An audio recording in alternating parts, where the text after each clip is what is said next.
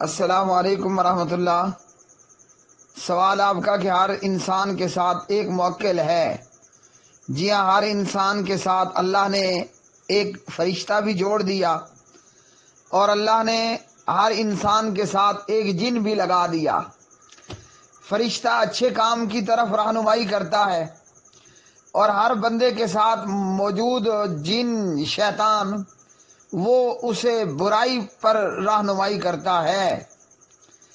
اور اس چیز کا ذکر سورۃ الرعد 13 نمبر کی سورت 11 نمبر کی آیت میں اور حدیث کے اندر، اور اس چیز کا ذکر سورۃ الزخرف میں۔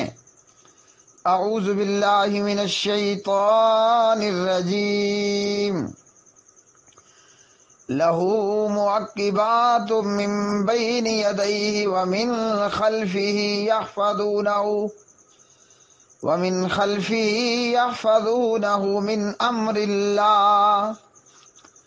اس کے لیے اس کے آگے اور اس کے پیچھے یکے بعد دیگرے آنے والے کئی پہرے دار ہیں۔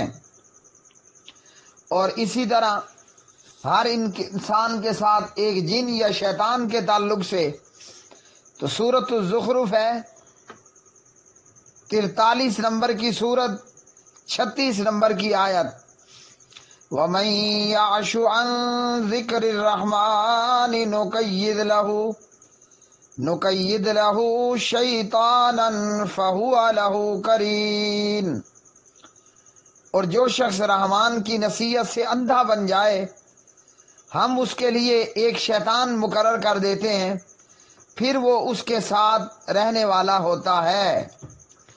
اس تعلق سے صحیح مسلم میں عبداللہ بن مسعود رضی اللہ تعالی عنہ کی روایت، حدیث نمبر ہے 2814 2814۔ قال رسول اللہ صلی اللہ علیہ وسلم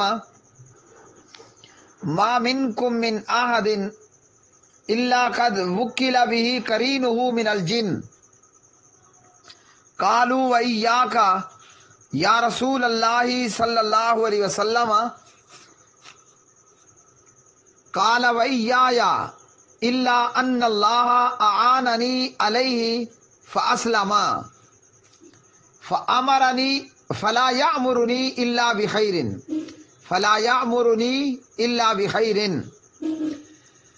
نبی علیہ الصلوۃ والسلام نے فرمایا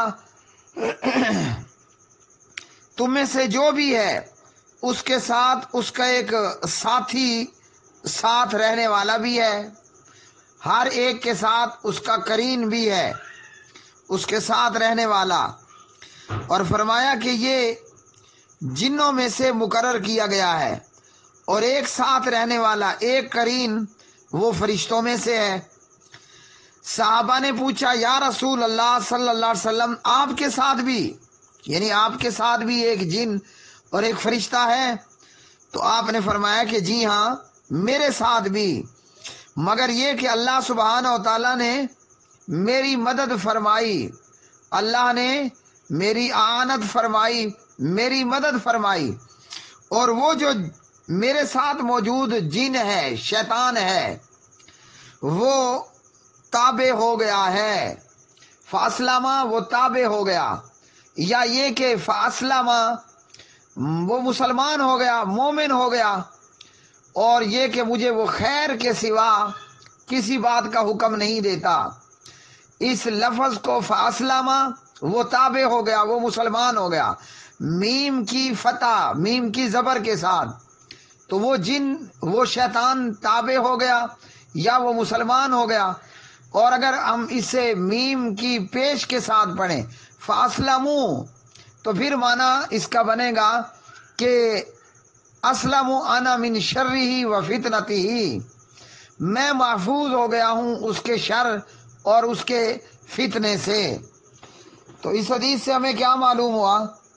اللہ نے ہر انسان کے ساتھ ایک فرشتہ بھی اس کا ساتھی بنا دیا، اور جنوں اور شیطانوں میں سے ایک جن ہر انسان کے ساتھ اس کا ساتھی، آپ اسے موکل کہہ لیں، موکل کہہ لیں، اسے ہمزاد کہہ لیں، جو بھی ورڈ، جو بھی لفظ دے دیں، تو ہر شخص کے ساتھ ایک فرشتہ ہے۔